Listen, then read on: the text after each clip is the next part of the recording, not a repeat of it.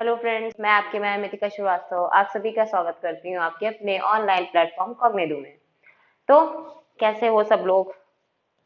क्या हाल चाल है? सब बढ़िया है? मस्त एकदम मजे में। तो हंसी मजाक करते रहेंगे, मजे में पढ़ते रहेंगे। और अब कंटिन्यू करते हैं अपनी क्लास को। तो हम लोग बेटा पढ़ रहे थे कि हम लोगों को क्या मिलेगी, नागरिकता कैसे मिलेगी, इसका प्रावधान देख रहे थे कि किस लॉ के तहत, किस एक्ट के तहत ये प्रावधान किया गया था। तो हमने क्या बताया था बच्चा आपको? हमने आपको ये बताया था कि आप लोग का जो नागरिकता अधिनियम बना था, क्या बना था? नागरिकता अधिनियम, है ना? ये बना था ना, सिटीजनशिप एक्ट। और इसको मैंने बताया था कि जब इसमें संशोधन होता है तो क्या होता है बेटा? सिटीजनशिप अमेंडमेंट एक्ट, मतलब कहने का ये होता है, ये तो अधिनियम हो गया, सिटीजनशिप एक्ट हो गया, 1955 में आया ये, है ना? क्या हो गया? ये सिटीजनशिप एक्ट हो गया, ठीक है। और ये 1955 में आया, ठीक है। जब इसमें संशोधन किया जाता है तो क्या हो जाता है? सिटीजनशिप क्या हो जाता है? सीएए के नाम से बताया था मैंने, ठीक है। नागरिकता संशोधन अधिनियम, ये बताया था। नागरिकता संशोधन एक्चुअली पता है बेटा क्या होता है? हम लोग जब पढ़ते हैं ना तो हम लोगों ने इतना संवैधानिक संशोधन, संविधान में संशोधन, संविधान में संशोधन पढ़ते पढ़ते हम लोग की जुबान में वही रट जाता है, इसीलिए कभी कभी कन्वर्ट करने में प्रॉब्लम हो जाती है। तो ये लॉ है, इसको ध्यान में रखना। ये क्या है बच्चा? ये एक लॉ है, एक्ट है, जिसमें हम लोग जब संशोधन करते हैं तो संविधान वर्ड का यूज नहीं होता है, क्योंकि संविधान में इसका प्रावधान नहीं किया गया है, ठीक है। तो हमने आपको 1955 का पहला पढ़ाया था कि 1955 के तहत हम सबको नागरिकता कैसे मिलेगी या नागरिकता कैसे मिल सकती है, इस बात का प्रावधान हमारे में था। और इस बात के प्रावधान के साथ साथ ये भी प्रावधान था, तो कितने तरीके की हम लोगों को मिलती है? 5 तरीके की। कितने तरीके की बेटा? 5। कितने बच्चा? 5 मिलती है। पहले क्या बताई थी मैंने? बाय बर्थ बताई थी, यानी जन्म के आधार पर। फिर दूसरी बताई थी मैंने बाय डेसेंट, मतलब कि वंश के आधार पर, नेचुरलाइजेशन, ठीक है, देशी सॉरी रजिस्ट्रेशन। तीसरी बेटा क्या है? रजिस्ट्रेशन। अब आप सोच रहे होंगे कि मैम ने इसको डिलीट किया, मतलब इसको इरेज किया। क्यों इरेज किया? इसलिए इरेज किया बच्चा क्योंकि हमें इसको लाइनवाजी याद रखना है। 4-5 संविधान संशोधन दिए गए हैं और वो लाइन वाइज ही हमें याद करने हैं। नेचुरलाइजेशन यानी देशीयकरण, ठीक है। उसके बाद बात करते हैं एक्वायर्ड लैंड, ठीक है। एक्वायर्ड लैंड क्या है बच्चा? एक्वायर्ड लैंड यानी अधिग्रहित भूमि, अधिग्रहित भूमि गवर्नमेंट के द्वारा जो भविष्य में अधिग्रहित करी जाएंगी, ठीक है। बाय बर्थ हो गया, बाय डिसेंट रजिस्ट्रेशन, मैंने आपको बाय बर्थ बता दिया था, ठीक है। बाय बर्थ जब किया गया था 1955 के तहत, इसको जब लाया गया था बच्चा, क्या किया गया था? इसे जब लाया गया था बाय बर्थ 1955 में, तो इसमें संशोधन किया गया था। और संशोधन के तहत 1986 के तहत ये कहा गया कि क्या हो रहा है, इसका गलत मिसयूज हो रहा है, इसका गलत उपयोग किया जा रहा है। कोई भी आ रहा है, बर्थ अगर हमारा यहाँ पर हुआ है तो उसको नागरिकता दे दी जा रही है। एक सर्टिफिकेट यानी बर्थ सर्टिफिकेट के आधार पर आप कैसे डिसाइड कर सकते हो कि इसको नागरिकता मिलेगी कि नहीं मिलेगी? तो इस बारे में बच्चा क्या हो रही थी? बात हो रही थी। तो इसमें क्या किया गया? 1986 में चेंजेस किए गए और 1986 में चेंजेस के साथ साथ ये कहा गया कि ऐसा है, ऐसे तो पंजीकरण, ऐसे तो आपको सर्टिफिकेट दिखा के नहीं मिलेगी नागरिकता। आपके माता पिता क्या होने चाहिए? वो भारत के नागरिक होने चाहिए, माता या पिता में से कोई नागरिक होना चाहिए। ऐसा नहीं होना चाहिए कि अगर माता पिता के पास नागरिकता है तो वो किसी एक तरीके से, माँ की अगर वैलिड है तो बाप की भी वैलिड होनी चाहिए, यानी पिता की भी वैलिड होनी चाहिए। क्या होनी चाहिए? पिताजी की भी वैलिड होनी चाहिए, माता जी की भी वैलिड होनी चाहिए। इन द सेंस, अगर माता जी ने जन्म हमारे कहाँ लिया है? भारत में लिया है। हमारी माता जी ने अगर जन्म भारत में लिया है तो उनको तो बाय बर्थ के आधार पर मिल ही गई। बाय बर्थ क्योंकि उनका जन्म ही भारत में हुआ है तो उनको मिल गई, नागरिकता मिली हुई है, या इन पांचों में से किसी भी तरीके से उनको नागरिकता मिली हुई है, ठीक है। तो क्या होना चाहिए? एक प्रॉपर पेपर होने चाहिए, लीगल कार्रवाई के तहत चीजें हुई हो। वही चीज इनके पिताजी के साथ भी हो रही है कि इनके पास क्या होना चाहिए, वैलिड रीजन होना चाहिए। मतलब ये नहीं होना चाहिए कि आप बीच से तारों के बीच से घुस गए हो, जमीन में से घुस के चले आ रहे हो, हमारे देश में निवास कर रहे हो। आपके पास वैलिड पेपर होने चाहिए। जब आपने इनसे शादी करी या इन्होंने इनसे शादी करी तो दोनों के पास वैलिड चीजें होनी चाहिए। मतलब इनके पास अगर नागरिकता है या बच्चा इनके पास नागरिकता है, मैं ये कहना चाह रही हूँ, कंफ्यूज नहीं होना। मैं ये कह रही हूँ अगर इनके पास नागरिकता है और इनके पास नागरिकता है, इन दोनों में से अगर किसी के पास नागरिकता है और अगले पर्सन के पास हमारे देश की नागरिकता मान लेते हैं नहीं है, वो हमारे देश में केवल क्या करने आया है, घूमने आया है या पढ़ने आया है या कोई भी चीज करने आया है, ठीक है, उस तौर पर अगर वो टूरिस्ट के तौर पर भी आया है और उसने आकर के हमारे देश के किसी व्यक्ति से शादी कर ली, इन द सेंस लड़की या लड़का ने किसी से शादी कर ली, तो क्या होना चाहिए, जिससे शादी हुई है वो तो नागरिक हो, या फिर वो नागरिक होना चाहिए, या फिर जो है उसके पास वैलिड पेपर हो रहे हैं जिस व्यक्ति से वो शादी कर रहा है। मेरे कहने का मतलब ये है कि एक के पास तो नागरिकता होनी ही होनी चाहिए, जिस दूसरा व्यक्ति जिससे शादी हो रही है, या मेल हो या फीमेल हो, उसके पास वैलिड पेपर होने चाहिए। अगर दोनों के पास नागरिकता है सो फॉर सो गुड, अगर नहीं है तो इसीलिए यहाँ पर ऑप्शन दिया गया माता या पिता। किसके माध्यम से बच्चा, CAA 1986 के माध्यम से, किसके माध्यम से, 1986 के माध्यम से, यानी नागरिकता संशोधन अधिनियम के माध्यम से कहा गया, सिटीजनशिप अमेंडमेंट एक्ट 1986 के माध्यम से इसको संशोधित करके ये नियम लगाया गया, क्योंकि क्या हो रहा था, गलत मिसयूज हो रहा था बाय बर्थ के आधार। अब आगे हम लोग आज डिस्कस कर लेते हैं अपना जो है बाय डिसेंट, यानी कि जन्म के आधार के बाद अब बात करते हैं वंश के आधार पर। किस पे बेटा, वंश के आधार पर।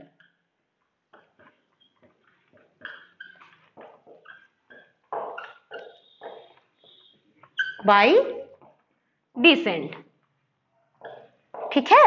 इसमें ये बात हुई, देखो अब इसको समझने वाली बात क्या है, यहाँ पर बात ये हो रही है, पहली तो बात बताई गई कि माता बाई बर्थ मिल जाएगी, लेकिन उसमें भी किया गया संशोधन। तो संशोधन तो बाद में हुए ना, संशोधन क्या हुए, बाद में हुए। तो अभी हम बाय डिसेंट के बारे में अगर हम लोग बात करते हैं, जिनका जन्म, संशोधन में बाद में पढ़ाती हूँ, पहले समझो ये बाय डिसेंट है क्या। वंश तो समझ गए होगे आई होप, लेकिन यहाँ पर एक जो है ना बड़ी अजीब सी बात हुई थी जिसमें संशोधन करना जरूरी हो गया था। क्या हो गया था, जरूरी हो गया था। तो यहाँ पर बच्चा कहा गया था कि बच्चा जो बर्थ, जिसका बर्थ नहीं हुआ है इंडिया में, जिसके पास बर्थ के आधार पर क्या नहीं है, बर्थ सर्टिफिकेट नहीं है, तो उसे नागरिकता कैसे मिलेगी, उसे भी तो नागरिकता चाहिए हमारे देश की। मान लो कोई व्यक्ति है, ठीक है, जो यहाँ से गया घूमने, मेरी इंडिया का रहने वाला है, क्या है बेटा, वो इंडिया का रहने वाला है। यहाँ पे मैं जोड़ती हूँ पिता, ठीक है, पिता की बात करते हैं फिर बताएंगे क्या। ये कोई मान लेते हैं इंडिया से घूमने गया पाकिस्तान। आप सोच रहे होगे पाकिस्तान में लेके खड़ी हो जाती है, चलो हटा देते हैं इसको। मैं किसी विदेश की बात कर लेती हूँ, ऑस्ट्रेलिया गया घूमने। कहाँ गया बच्चा, ऑस्ट्रेलिया चला गया घूमने, है। और वहां पर क्या हो रहा है, जब वो ऑस्ट्रेलिया घूमने गया है, ये व्यक्ति यहाँ से फीमेल या मेल, ठीक है, फीमेल या मेल व्यक्ति में से कोई घूमने गया यहाँ पर, ठीक है, कोई नहीं, मतलब दोनों में, दोनों लोग घूमने गए या कोई एक घूमने चला गया, और वहां पर क्या हो गया, शादी हो गई भाई इन दोनों की यहाँ पे घूमने को, और बच्चा इनका बर्थ हो गया यहाँ पे, बर्थ हो गया यहाँ पे, मतलब बॉर्न हो गया, क्या हो गया, पैदा हो गया। जैसे क्या हुआ, कल अनुष्का शर्मा की बिटिया हो गई, वैसे इनका भी कोई बच्चा पैदा हो गया। तो हुआ क्या बच्चा, जब इनका बच्चा यहाँ पे पैदा ही तो हुआ है केवल, तो बर्थ सर्टिफिकेट भी इनका यही का बना। क्या हुआ, बर्थ सर्टिफिकेट भी तो बच्चा यही का बना ना, यही तो बात हो गई ना। भाई हमने यही तो बताया कि बाय बर्थ हमारे देश की नागरिकता कैसे मिलेगी, उसको पता है अगर उसका इंडिया में जन्म हुआ है तो उसके पास उस हॉस्पिटल का बर्थ सर्टिफिकेट होगा उसी डेट का, इस आधार पे मिल जाएगी। वैसे यहाँ पर भी तो नियम होगा, अगर आपने जो है इस देश की नागरिकता लेना चाह रहे हो, वहां पर भी कुछ नियम होंगे। तो इन्होंने क्या किया, भाई बच्चा जन्म हुआ तो सर्टिफिकेट तो बनवाना पड़ेगा, तो इन्होंने बर्थ सर्टिफिकेट यहाँ का बनवा दिया। अब मामला फंस गया कि यार बर्थ तो यहाँ का बन गया, अब मुझे तो चाहिए थे अपने किसकी नागरिकता, अपने देश की नागरिकता, हमें तो यहाँ नहीं रहना भैया, अनफॉर्चुनेटली मेरा बच्चा यहाँ पैदा हो गया या फॉर्चुनेटली पैदा हो गया, ठीक है, मैं तो यहाँ घूमने आया था और वो हो गया, ठीक है, या ऐसी चीजें हो गई। और हो जाने के बाद में उन्होंने चाहा कि मुझे यहाँ नहीं, मुझे अपने देश में जाके रहना है।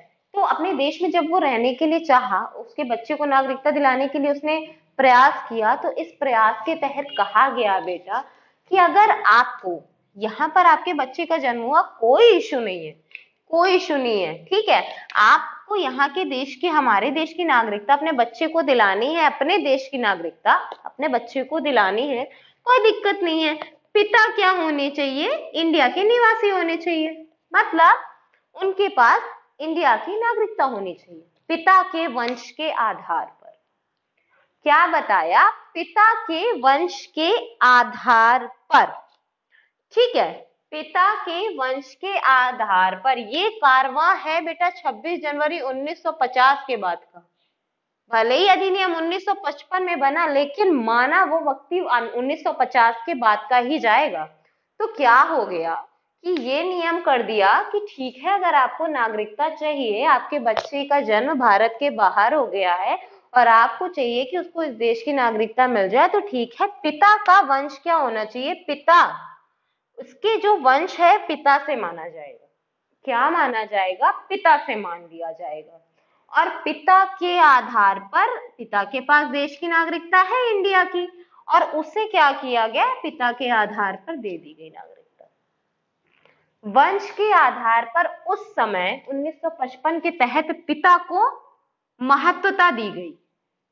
किसको दी गई? पिता को महत्वता दी गई, ठीक है। और कहा गया अगर पिता का वंश, पिता जो है इंडिया का सिटीजन है, तो उसे क्या हो जाएगा? उसको अपने बच्चे को हमारे देश की नागरिकता दिलाने का अधिकार हो जाएगा। अब यहाँ ट्विस्ट समझो। अब ट्विस्ट ये है बच्चा, ये कब आया? 1955 में आया, ठीक है, ये नियम तो 1955 में आ गया था।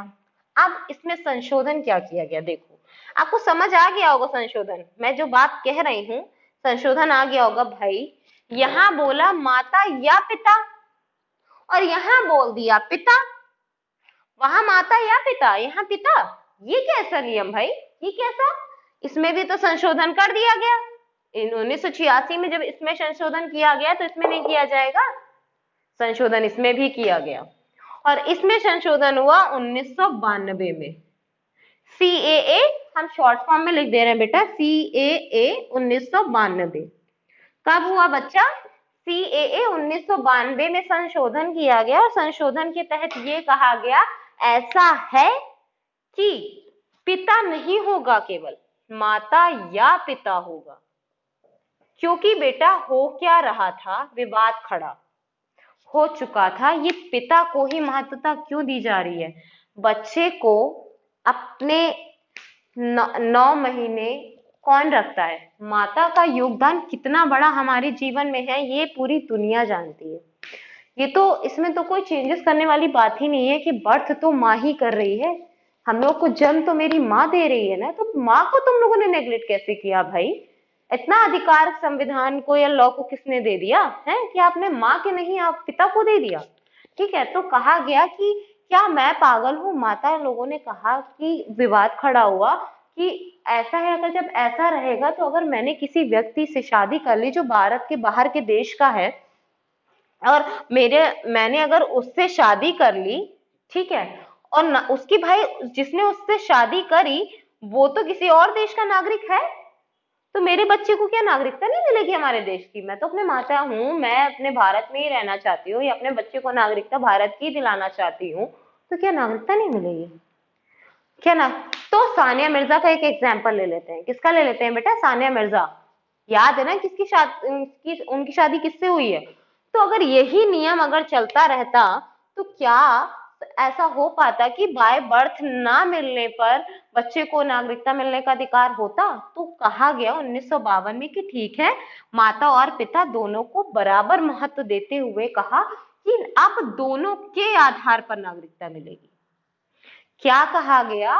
कि अब दोनों के आधार पर नागरिकता बच्चे को मिल सकती है, मतलब माता या पिता दोनों में से अगर कोई भी इस देश का नागरिक है, तो उसे नागरिकता उसके बच्चे को दे दी जाएगी।